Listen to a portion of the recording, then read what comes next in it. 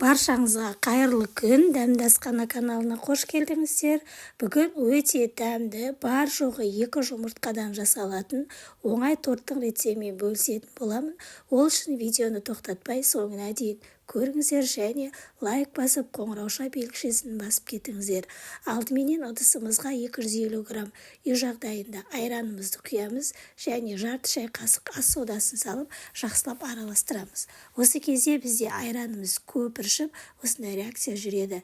Дәл осылай жақсылап қозғап араластырғаннан кейін үстіне қантымызды салып, қантымыз ерігенше жақсылап осылай араластырамыз.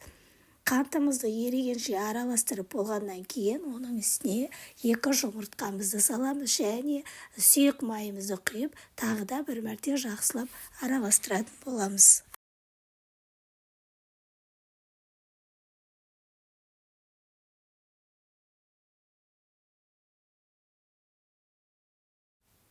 Ендігі кезекте үстіне қамыр қопсытқышымызды, разырақ ретелімізді және алдын ала електен өткізілген ұнымыздың жартысын салып, жақсылап біркелкі түйіршіктері қалмағанша жақсылап араластырамыз. Және араластырып болғаннан кейін 3 немесе 4 ас қасық какаомызды да електен өткізе отырып қосатын боламыз.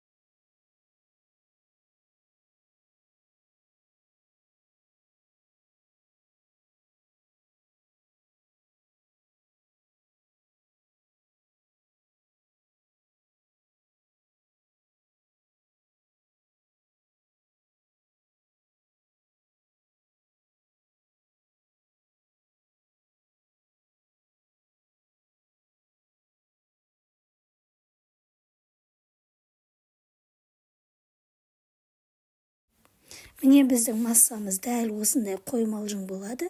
Енді оның үстіне қайнап тұрған ыстық суымызды құямыз. Сол кезде біздің тортымыз өте әдемі болып көпседі. Қайнап тұрған ыстық суымызды құйғаннан кейін жылдамдата отырып, дәл осылай массада жақсылап араластырып қозғаймыз.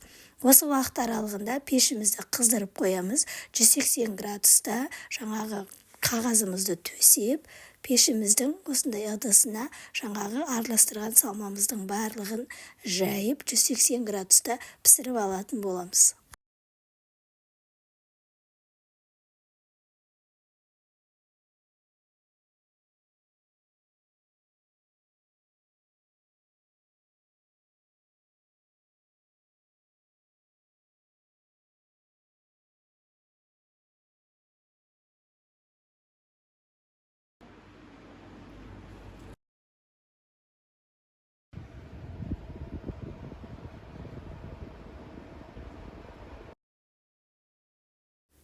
Міне сонымен біздің тортымыздың қамыры дайын болды, пісіп шықты. Енді шет-шетінің барлығын осылай тегістеп кесіп аламыз. Қазір бұл шеттері керек болады, үгітіп бетіне себетін боламыз.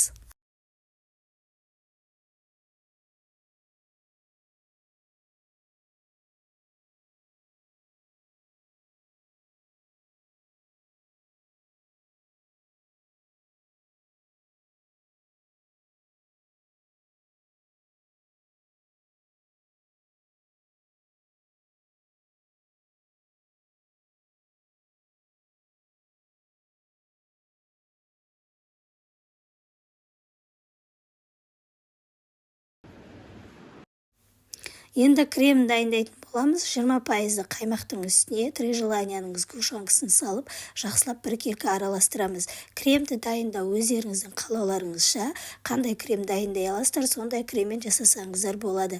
Міне осылай жақсылап араластырғаннан кейін жаңағы торттың қамырын ортасынан мен 2-ге бөліп алдым. Екінші бөлігін дәл осылай бетіне кремімізді тегіс етіп жағып шығатын боламыз.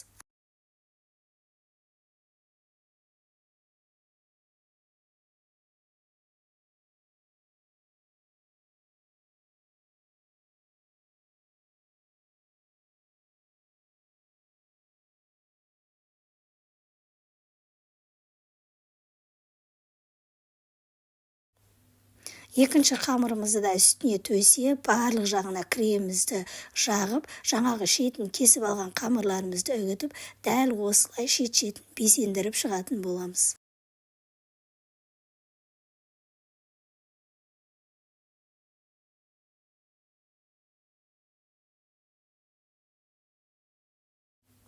Міне сонымен біздің тортымыз дайын болды. Өте дәмді әрі жұмсақ, үлпілдек болып пісіп шығады. Құрамы да өте қолжетімді. Сіздер де дәл осы рецептпен жасап көріңіздер және достарыңызбен бөлісуді ұмытпаңыздар. Егер де менің каналыма тіркелмеген болсаңыздар, міндетті түрде каналыма тіркеліп, лайк басып, комментарий бөліміне өз пікірлеріңізді жазып кетіңіздер. Және қоңырауша белгішесін басып қойсаңыздар, мен каналымда әртүрлі рецепттерді шығаратын боламын. Сол рецепттерді көре алатын боласыздар. Баршаңызға ас болсын. Сіздермен бірге болған Дәмді Асхана каналы.